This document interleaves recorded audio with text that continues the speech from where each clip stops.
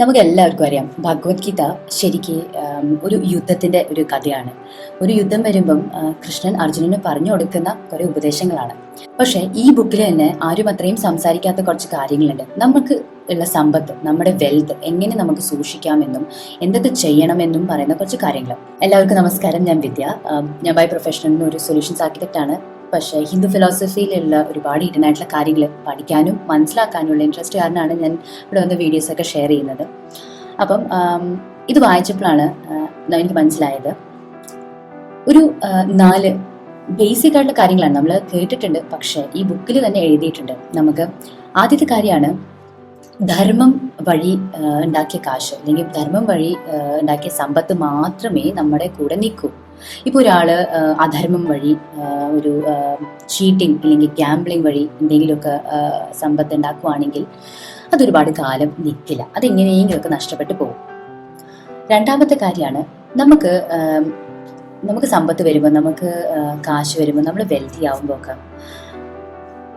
ഈ കാശ് എൻ്റെയാണ്, ഇതെൻ്റെ മാത്രമാണ് എന്നുള്ളൊരു കോൺസെപ്റ്റ്, എന്നുള്ളൊരു ചിന്താഗതിയിലുള്ള ആൾക്കാർക്ക് ഒരിക്കലും ആ സമ്പത്ത് കൂടില്ല. അതായത് നമുക്ക് ഒരു 100 റുപ്പീസ്, ഒരു 100 രൂപ കിട്ടിക്കഴിഞ്ഞാൽ അതിന് നമ്മളൊരു 5 രൂപ ഡൊണേറ്റ് ചെയ്യാനോ അല്ലെങ്കിൽ 5 രൂപ ഒരാൾക്ക് കൊടുക്കാനുള്ള മെൻറ്റാലിറ്റി ഇല്ലെങ്കിൽ നമുക്ക് കിട്ടിയ ഒരു 100 രൂപ നിൽക്കില്ല. വേറെ എന്തെങ്കിലും ഒരു എമർജൻസി കാര്യം വന്നു കഴിഞ്ഞാൽ 100 രൂപ പോകും. അത് മാത്രമല്ല, ചില ആൾക്കാർ പറയും ഇപ്പം 100 രൂപയിലോ കിട്ടിയുള്ളൂ, ഇനി കുറച്ചുകൂടി കൂടുതൽ കിട്ടട്ടെ അപ്പോൾ കൊടുക്കാമെന്ന്. അതൊരിക്കലും സംഭവിക്കില്ല. അപ്പം 100 രൂപ കിട്ടിയിട്ട് നമുക്ക് 5 രൂപ കൊടുക്കാനുള്ളൊരു മെൻറ്റാലിറ്റി ഇല്ലെങ്കിൽ 1000 രൂപ കിട്ടുമ്പം അയാൾ ഒരു 100 രൂപ കൊടുക്കുമോ? കൊടുക്കില്ല. ഒരാളെ ഹെൽപ്പ് ചെയ്യാനുള്ള മെൻറ്റാലിറ്റി, ഒരു ഡൊണേഷൻ ചെയ്യാനുള്ള മെൻറ്റാലിറ്റി ഉണ്ടെങ്കിൽ മാത്രമേ നമുക്ക് ഇനിയും അബണ്ടൻസ് മെൻറ്റാലിറ്റി വരുള്ളൂ. പിന്നെ മൂന്നാമത്തെ കാര്യമാണ് നമ്മൾ സമ്പത്ത്, അതായത് നമ്മൾ ഉണ്ടാക്കുന്ന വെൽത്ത്, അതായിട്ട് നമ്മൾ മെറ്റീരിയലി അറ്റാച്ച്ഡ് ആവാൻ പാടില്ല.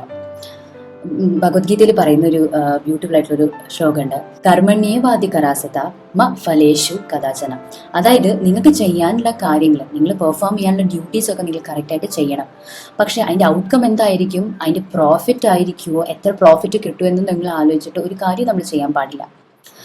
അത് ചെയ്യുമ്പോൾ എന്താ ഉണ്ടാവുന്നത്, നമ്മളെപ്പോഴും സ്ട്രെസ്ഡ് ആയിരിക്കും, നമ്മളെപ്പോഴും ആങ്ഷ്യസ് ആയിരിക്കും, ഒരു റെസ്റ്റ്ലെസ്നെസ് ആയിരിക്കും, ഒരു സമാധാനം ഉണ്ടാവില്ല. അപ്പം നമ്മൾ ചെയ്യുന്ന കാര്യത്തിൽ നമ്മുടെ ഫുൾ ഇൻട്രസ്റ്റ് ഉണ്ടാവില്ല. അതിൻ്റെ ഔട്ട്പുട്ട് മാത്രമായിരിക്കും നമ്മൾ ശ്രദ്ധിക്കുന്നത്.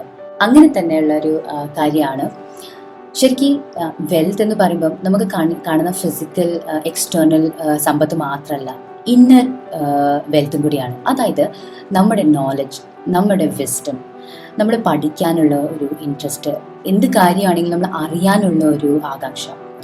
അപ്പം അതും കൂടിയാണ് നമ്മൾ കൂട്ടേണ്ടത്. നമ്മളിപ്പം നമ്മുടെ സ്കിൽസ് കൂട്ടിയാൽ സമ്പത്ത് തന്നെ താൻ കൂടും, അല്ലേ? അല്ലാണ്ട് നമ്മളിപ്പോൾ ഇന്ന് ആലോചിക്കുമ്പം ഒരുപാട് എക്സ്പെൻസസ് ഉണ്ടെങ്കിൽ നമ്മൾ എങ്ങനെയും നമ്മുടെ കാശും കൂടുന്നില്ല, സാലറിയും കൂടുന്നില്ല എന്നൊക്കെ വിചാരിച്ചു കഴിഞ്ഞാൽ അത് നമ്മളെന്നൊന്ന് ഒന്നുകൂടി ഒന്ന് റിവൈൻഡ് ചെയ്ത് ആലോചിച്ച് കഴിഞ്ഞാൽ നമുക്ക് മനസ്സിലാവും, നമ്മുടെ സ്കിൽ സെറ്റ് നമ്മൾ കൂട്ടിക്കഴിഞ്ഞാൽ, നമ്മുടെ കഴിവുകൾ നമ്മൾ കൂട്ടുമ്പം സമ്പത്ത് തന്നെ താൻ കൂടും. നമ്മുടെ സാലറി ആണെങ്കിലും നമ്മുടെ ഇൻകം ആണെങ്കിലും തന്നെ താൻ കൂടും. എനിക്ക് ഭയങ്കരമായിട്ട് ഇഷ്ടപ്പെട്ട ഈ സിമ്പിൾ ആയിട്ടുള്ള 4 കാര്യങ്ങളായിരുന്നു. നിങ്ങൾ ആലോചിച്ച് നോക്കൂ. പ്ലസ് ഇത് ഇംപ്ലിമെൻറ്റ് ചെയ്യാനും ഭയങ്കര എളുപ്പമാണ്. അപ്പം ഇന്നത്തെ വീഡിയോ യൂസ്ഫുൾ ആയി എന്ന് വിശ്വസിക്കുന്നു. നിങ്ങൾ ആദ്യമായിട്ടാണ് ഈ ചാനൽ വരുന്നതെങ്കിൽ സബ്സ്ക്രൈബ് ചെയ്യാൻ മറക്കരുത്. Thank you. ബൈ.